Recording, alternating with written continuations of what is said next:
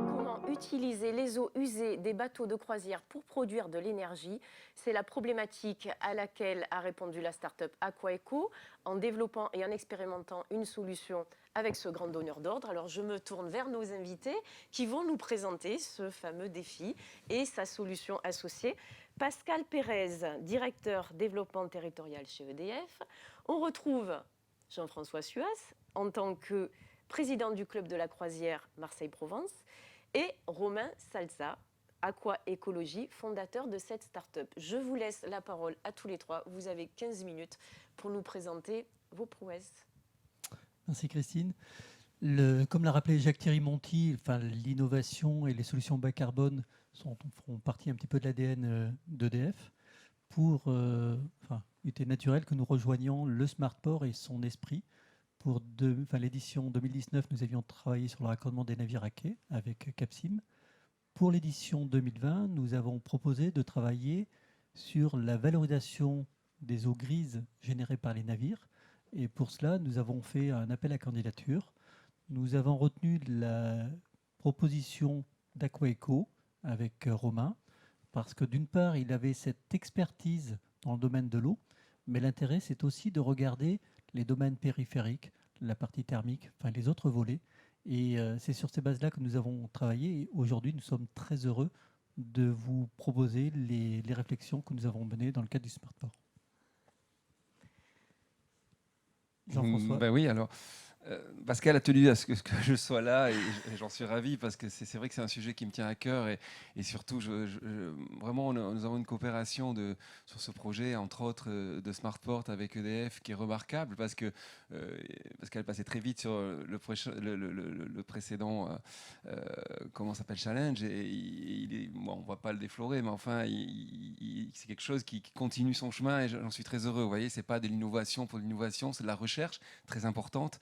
Mais on a des choses concrètes qui vont sortir. Et là-dessus, sur quelque chose qui pourrait aussi paraître à la marge, si on se rend compte, effectivement, ce traitement, il y a un traitement de l'eau qui est fait à bord des navires. On va rentrer un petit peu dans un détail technique pendant quelques secondes, mais au bout du bout, il y a de la consommation d'énergie sur les navires, il y a quand même des rejets d'eau, même si elle est parfaitement traitée, dans la Méditerranée. Et la Méditerranée, c'est une zone, le Grand Bleu, qu'on tient tous à préserver, et moins on y mettra d'eau dedans, et ou plus elle est parfaitement traitée, utilisée, etc., mieux on se portera en termes de biodiversité, etc., etc. Donc ces grands paquebots, alors on a parlé des paquebots, mais on a pu parler des ferries aussi. Hein. Tout le monde donc a ce qu'on appelle des eaux grises à bord, y compris dans un cargo. Donc on s'adresse à des milliers de navires qui font escale dans nos ports, et on va le voir, trouver des solutions. Et je trouve qu'on est dans tout ce que le nouveau monde doit créer, c'est-à-dire de l'économie circulaire, de la valorisation énergétique, etc., et un vrai business au bout. Parce que nous, notre objet ici, c'est de développer des business et de l'emploi. Donc pourquoi pas à Marseille avoir ces démonstrateurs, avoir cette capacité de montrer au reste du monde qu'on peut valoriser avec évidemment une start-up que vous allez découvrir, qui a particulièrement bien travaillé. Alors c'est un sujet, ça paraît un peu fou au début, on dit mais voilà, les paquebots ont embarqué eux-mêmes des systèmes, il y a la réglementation. Oui, il y a la réglementation, justement, elle évoluera. Parce que je pense sincèrement qu'à un moment, il ne faudra rien rejeter dans les airs, rien rejeter dans les eaux. Donc on est en anticipation sur ces réglementations, on est en anticipation sur des modèles économiques nouveaux, mais j'y crois fermement. On a plein de raisons aujourd'hui de penser que ce soit possible, parce qu'on a la technologie. Et ça, Pascal y tient toujours, c'est ce qui me rappelle, à partir du moment où nous avons une technologie qui est efficace, qui fonctionne, notre devoir à tous, c'est de l'accompagner et de trouver le modèle économique, évidemment financier, qui puisse derrière fonctionner. Voilà ce qu'on pouvait dire rapidement, et on va laisser parler plutôt la star du jour qui est à côté de nous. Bonjour à toutes et à tous. Donc, je suis Romain Salza, président d'Aquaécologie.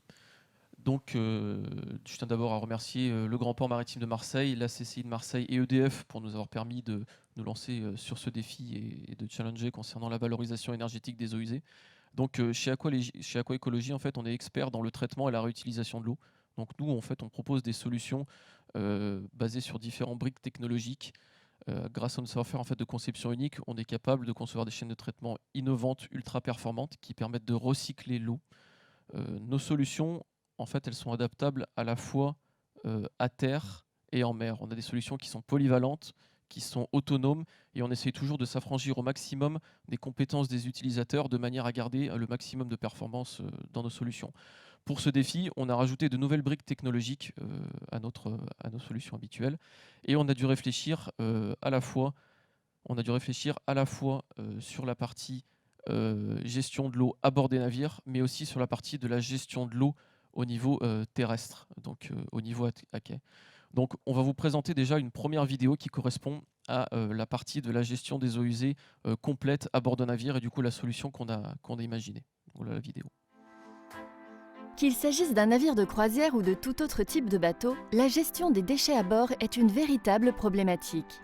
Parmi ces déchets, les eaux usées représentent un volume journalier de plusieurs milliers de mètres cubes par navire. Les contraintes réglementaires imposent la mise en place d'une installation de traitement des eaux usées ou d'une cuve de stockage à bord. Aujourd'hui, la majorité des eaux traitées sont rejetées au large et ne sont ni valorisées ni recyclées. Demain, grâce à nos solutions, nous allons pouvoir enfin donner une seconde vie à toute cette eau. Un passager consomme plus de 150 litres d'eau par jour. La production d'eau chaude demande énormément d'énergie. Mais après seulement quelques secondes d'utilisation, cette eau est rejetée, encore chaude. Aqua propose de réutiliser la totalité des eaux grises tout en protégeant l'environnement. Comment ? Le système extrait de la chaleur des eaux usées et l'utilise pour préchauffer l'eau qui alimente le chauffe-eau. Cette technologie modulaire peut être installée pour chaque cabine ou bien centralisée au niveau des zones techniques. Compacte, durable et performante, elle permet non seulement de doubler la quantité d'eau chaude disponible, mais aussi une réduction de près de 40% des émissions de CO2 et de la facture énergétique totale. Une fois l'énergie transférée, les eaux usées sont acheminées vers la zone de traitement et de recyclage. Grâce à notre technologie modulaire et compacte, certifiée Marpol et US Coast Guard, le biobarrière Marine MBR élimine la totalité des polluants présents dans l'eau, et ce, sans produits chimiques. Il en résulte une eau totalement claire, sans odeur, débarrassée des virus, bactéries et polluants chimiques, et parfaitement réutilisable. Ce processus optimisé et à impact positif offre ainsi la possibilité de réutiliser l'eau à bord afin de réaliser d'importantes économies d'eau et d'énergie tout en préservant l'environnement. Une solution complète pour des navires plus écologiques, plus économiques et plus durables.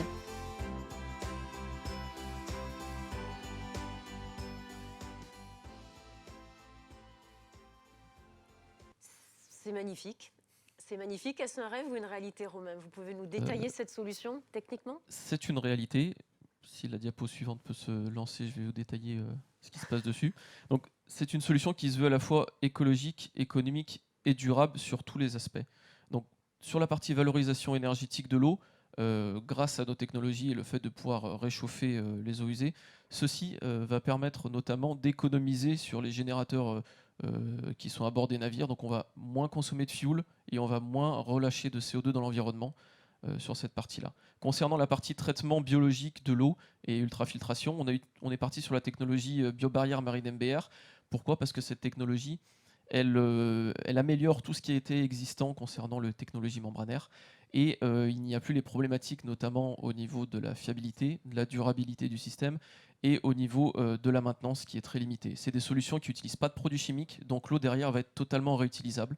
On va pouvoir la réutiliser à bord, ce qui va permettre d'éviter de consommer de l'énergie aussi pour la production d'eau à partir des dessaleurs qu'on a à bord des navires et qui consomment énormément d'énergie.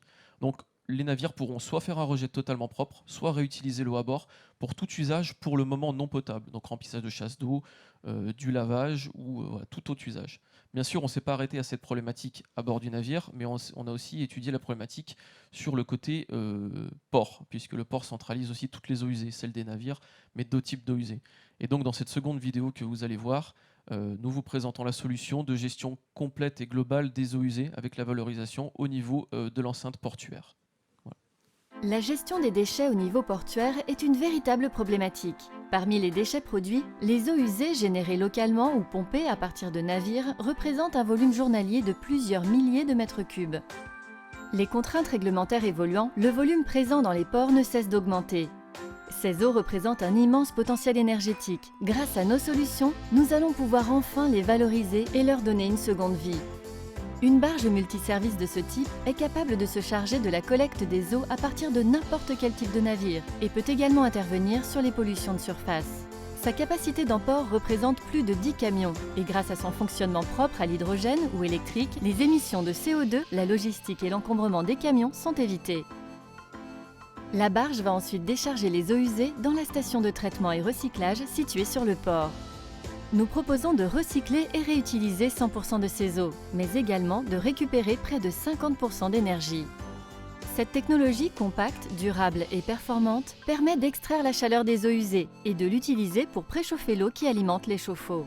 Ainsi, non seulement la quantité d'eau chaude disponible est doublée, mais c'est aussi une réduction de près de 15% des émissions de CO2 et de la facture énergétique. Une fois l'énergie transférée, les eaux usées sont acheminées vers la zone de traitement et de recyclage. Grâce à notre technologie BioBarrière, la première certifiée pour la réutilisation de l'eau, nous éliminons la totalité des polluants et ce sans produits chimiques. Nos systèmes sont extrêmement compacts et polyvalents. Ils peuvent être installés en terré ou hors sol, en construction neuve, refit et même en conteneurs mobiles afin de s'adapter au mieux aux contraintes foncières des sites. Notre processus optimisé et à impact positif offre ainsi la possibilité de ne plus rejeter des millions de litres d'eau dans nos cours d'eau ou en mer, mais de pouvoir réutiliser l'eau localement afin de réaliser d'importantes économies tout en préservant l'environnement. Une solution complète pour un smart port plus vert, plus autonome et plus durable.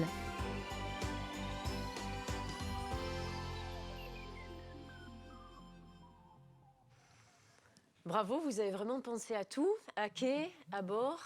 Romain, vous pouvez nous récapituler l'ensemble de cette solution? C'est ça, on a vraiment essayé de penser à tout et dans la globalité, que ce soit à bord des navires ou à terre. Alors, par exemple, pour la collecte des eaux usées, à bord des navires, c'est plus simple parce qu'on est en milieu fermé. Pour la partie terrestre, il a fallu prendre en compte à la fois les navires qui rentrent dans le port et qui vont décharger les eaux usées, ainsi que les petits navires aussi, quand on est associé à un port de plaisance, et aussi toutes les infrastructures portuaires qui génèrent des eaux usées, que ce soit les infrastructures normales ou tout ce qui est eau de process par rapport notamment au chantier naval. Et c'est pour ça qu'on a pensé une barge à hydrogène aussi qui permet de venir pomper les eaux usées des bateaux et de s'affranchir du pompage actuellement qui est réalisé par des camions. Donc moins aussi de consommation, moins de production de CO2, pardon. Concernant la partie traitement, les briques technologiques qui servent à la valorisation énergétique et au traitement de l'eau, ce sont les mêmes. L'aspect un peu différent, c'est que pour la partie marine, on va être sur le BioBarrière Marine MBR qui est certifié au MARPOL et à l'US Coast Guard, qui sont les normes marines. Et pour la partie terrestre, on est sur des systèmes qui sont certifiés aux normes de réutilisation de l'eau. Ce qui va permettre justement du coup de proposer la récupération énergétique, la valorisation et la réutilisation de l'eau, donc un peu plus limité à bord des navires, mais les navires seront autonomes. Et au niveau terrestre, où là on peut imaginer une réutilisation de l'eau en illimité pour vraiment tout ce qu'on veut, tout usage, que ce soit, comme on a dit, réserve incendie, l'arrosage, le nettoyage des bateaux, vraiment tous les usages possibles. Le défi que nous avions lancé, Romain et Aquaeco y ont répondu pleinement. Peut-être 2 mots pour conclure. Les briques techniques existent, les solutions existent, il y en a d'autres éventuellement, mais la solution est accessible. Comme l'a souligné Jean-François, qui a une très bonne vision de ce qui arrive par rapport au domaine maritime, les exigences vont se devenir de plus en plus pressantes. Ces obligations vont s'imposer à tous. Et je crois que c'est une bonne chose. Je sais que Jean-François est un fervent passionné de ces questions-là. La vraie question, en fait, c'est où et quand ces solutions vont être mises en œuvre.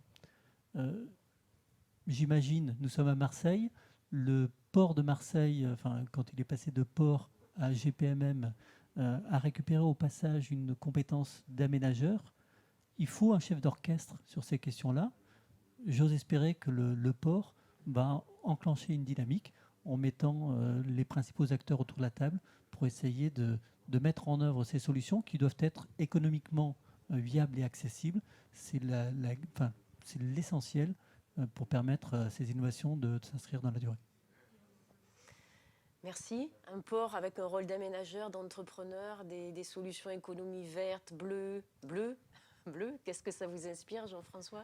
Mais ça m'inspire aussi, puisque l'Europe, je crois qu'elle est bleue. Donc c'est très juste que ce qu'a dit Pascal. On va lui donner peut-être aussi une dimension européenne, tout simplement pour dire qu'il y a beaucoup de droits qui sont, de réglementations qui sont, et elles viendront de la part de l'Europe. Il y a aussi quelques devoirs, et entre autres, on a le Green Deal aujourd'hui. Donc elle offre l'opportunité de financer et on rentre totalement dans le cadre de ces financements. Donc moi, ce que j'appelle de mes voeux aujourd'hui, c'est évidemment que le GPMM, ce qu'il fait très bien d'ailleurs, aille sur ce type d'appel à projet pour financer, parce qu'on aura besoin d'investissement, mais sincèrement, derrière, on a un business plan qui peut fonctionner, parce qu'on a des solutions techniques et qu'on va produire de l'eau qui peut être récupérée, on va produire de l'électricité ou du gaz si on le souhaite aussi. Donc voilà, c'est ce qu'on peut dire aujourd'hui, c'est qu'il y a plusieurs briques à mettre ensemble et on a un bon chef d'orchestre et donc on devrait y arriver. On parlait plutôt de notes que de briques d'ailleurs, puisqu'il s'agit de chef d'orchestre. On va faire une belle musique, j'espère, pour la suite, une belle symphonie.